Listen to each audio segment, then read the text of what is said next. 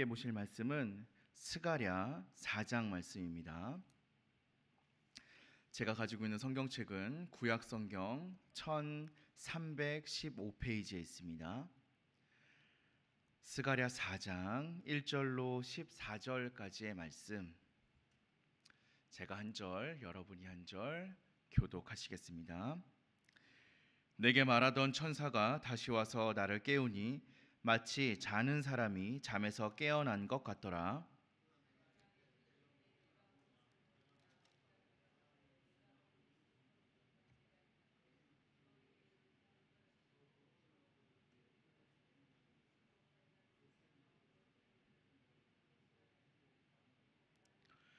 그 등잔대 곁에 두 감람나무가 있는데 하나는 그 기름 그릇 오른쪽에 있고 하나는 그 왼쪽에 있나이다 하고,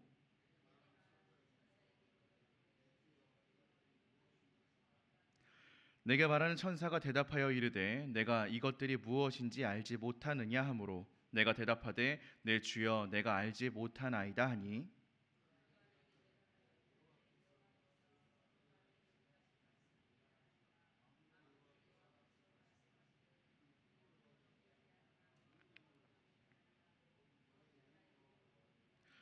큰 산아 내가 무엇이냐, 내가 스룹바벨 앞에서 평지가 되리라. 그가 머릿돌을 내놓을 때에 무리가 외치기를 은총 은총이 그에게 있을지어다 하리라 하셨고, 스룹바벨의 손이 이 성전의 기초를 놓았은즉 그의 손이 또한 그 일을 마치리라 하셨나니 만군의 여호와께서 나를 너희에게 보내신 줄을 내가 알리라 하셨느니라.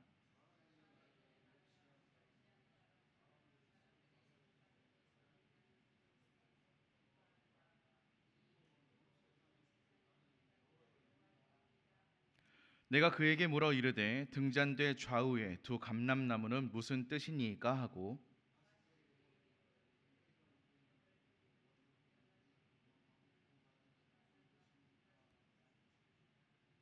그가 내게 대답하여 이르되 내가 이것이 무엇인지 알지 못하느냐 하는지라.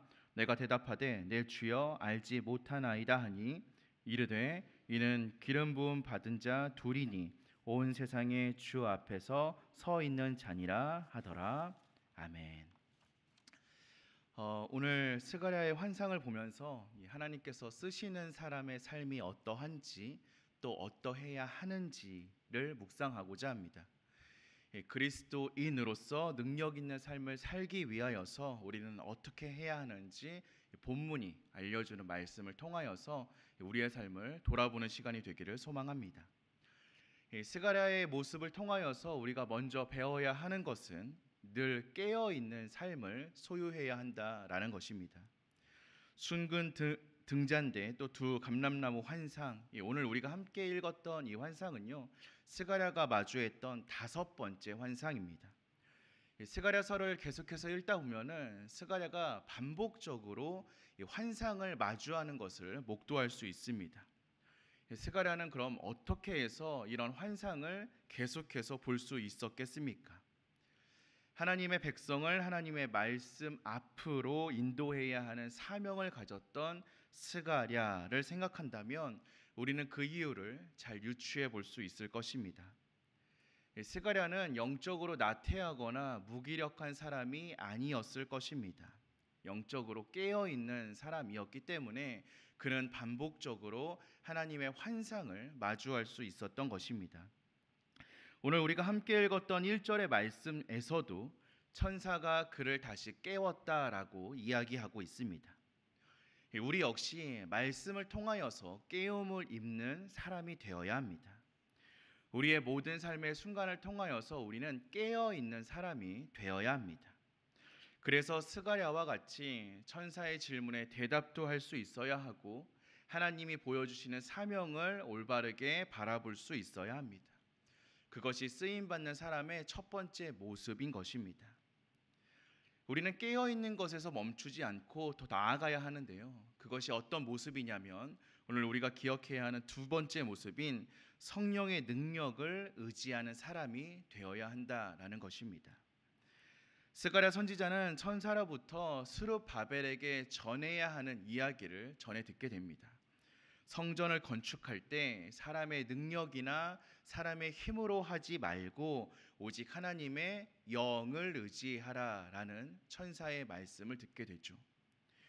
오늘 이 말씀 앞에서 우리의 삶을 좀 돌아보았으면 좋겠습니다.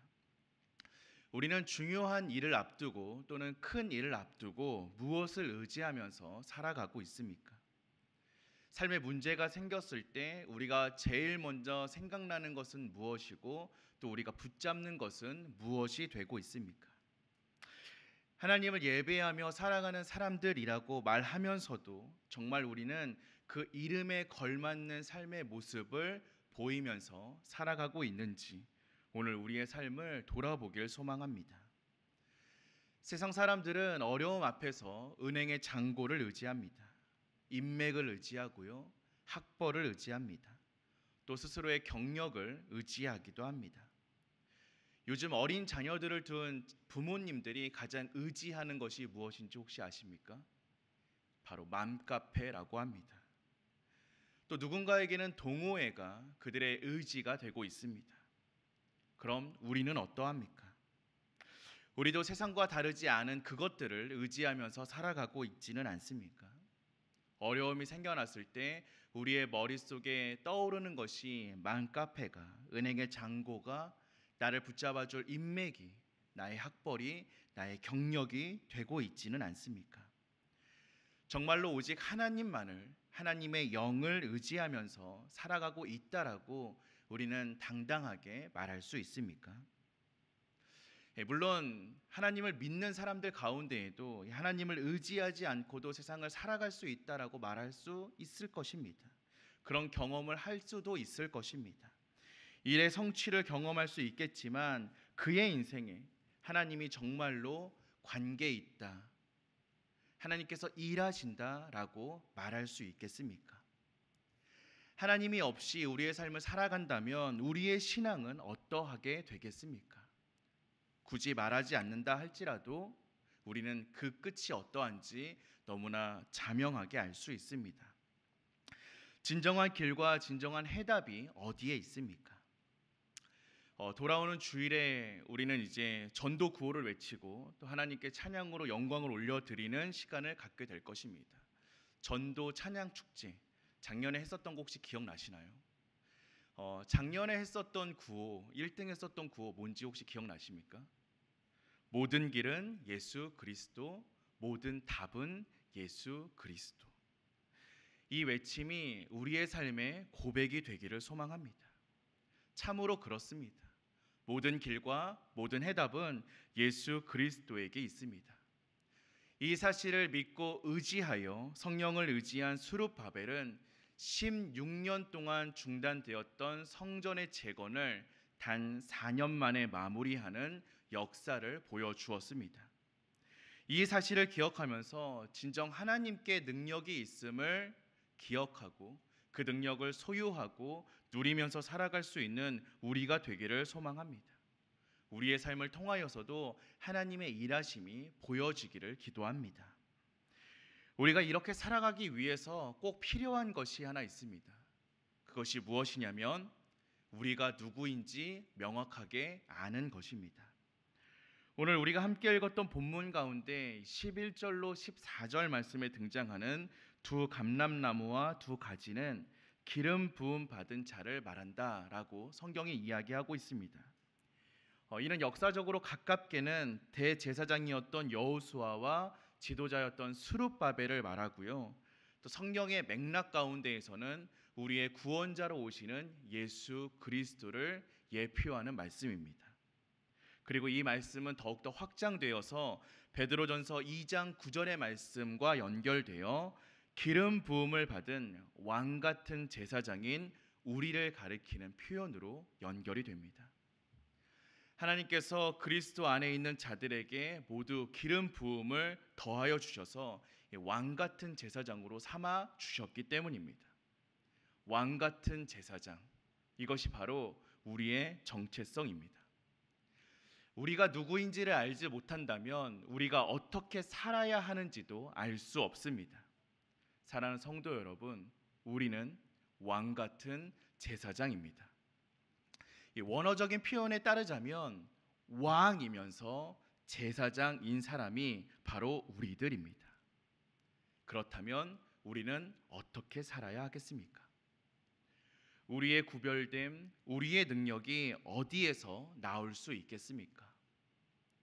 왕이 왕답게 살아갈 때, 제사장이 제사장답게 살아갈 때, 하나님의 백성이 하나님의 백성답게 살아갈 때 비로소 우리는 쓰임받는 인생으로 나아갈 수 있으며 능력 있는 인생으로 나아갈 수 있지 않겠습니까?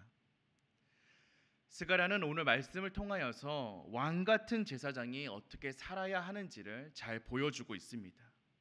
바로 우리의 정체성을 깨닫고 영적으로 깨어 성령을 의지하며 살아가는 것, 그것이 스가랴가 오늘 그의 삶을 통하여서 우리에게 이야기해주고 있는 구별된 삶인 것입니다. 오늘은 추석인데요, 명절을 맞이할 때마다 믿지 않는 가족들을 만날 것을 걱정하는 분들이 계십니다. 우리가 그들을 어떻게 마주해야 하겠습니까? 또 좀 다른 얘기지만 이제 다음 달이면요, 새생명 축제가 우리를 기다리고 있습니다. 돌아오는 주일에는 2차 태신자 작정도 해야 합니다. 밖에 보시면 릴레이 금식기도 이름 쓰는 또 표도 붙어 있죠. 열심히 기도하면서 믿지 않는 사람들에게 복음을 들고 나아가서 전해야 합니다. 우리가 어떤 모습으로 그들에게 나아갈 수 있겠습니까? 우리는 어떤 모습을 가져야 그들에게 복음을 전할 수 있겠습니까? 오늘 말씀은 우리가 무엇을 해야 하는지를 알려주고 있습니다. 우리는 우리의 정체성에 맞는 모습을 보여주어야 합니다. 이 한 연구에 따르면요, 교회를 다니지 않는 사람들에게 교회를 향하여서 무엇을 원하십니까? 라고 물어봤다고 합니다. 1등을 했던 대답이 뭐냐면요, 교회가 무엇이 다른지를 알려주었으면 좋겠다라는 대답이었다고 합니다. 교회를 다니지 않는 사람들, 하나님을 알지 못하는 사람들은 교회를 향하여, 하나님의 백성을 향하여서 너희들이 무엇이 다른지 알려주었으면 좋겠다라고 이야기하고 있다라는 것입니다. 우리는 무엇이 다릅니까? 우리는 세상과 무엇이 다릅니까? 무엇이 다르기에 우리는 하나님의 손에 붙잡혀서 살아가는 사람들로 이 세상을 살아가고 있습니까? 우리는 우리가 누구인지를 아는 사람입니다. 우리는 영적으로 깨어서 하나님의 음성을 듣는 사람들입니다. 그래서 우리는 오직 하나님의 영만을 의지하여 살아가는 사람들입니다. 이것이 우리의 다른 점입니다. 그러니 사랑하는 성도 여러분, 이러한 모습을 이제 보여주면서 살아갈 수 있는 저와 여러분 되시기를 소망합니다. 복음을 전하는 것은 입술로 전하는 것이 아니라고 합니다. 삶으로 보여주는 것이라고 합니다. 그러니 스가랴와 같이 우리의 삶을 통하여서 무엇이 다른지를 보여줄 수 있는 저와 여러분 되시기를 소망합니다.